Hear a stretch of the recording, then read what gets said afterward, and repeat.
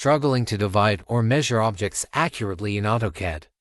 In this video, I'll show you the correct and simplest way to do it using the measure command. You can use the measure tool or command to place points or blocks at specific intervals along objects like lines, polylines, splines, arcs, circles, and rectangles and other objects. To start, use measure tool or type me in the command line and press enter. Then command line shows, select object to measure. For example, I'll choose this 6-unit long line. Then command line shows, specify length of segment or block. Next, enter the length of each segment where you want to place points.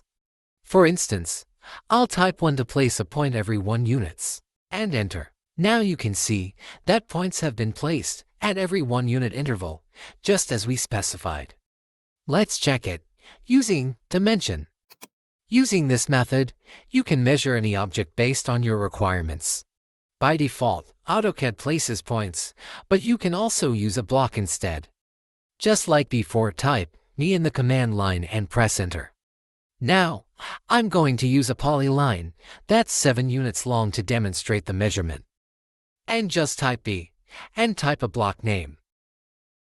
And I'm going to use a previously created block named A to measure this polyline. Then command line show, align block with object. If you want your block to align with the object, just press enter.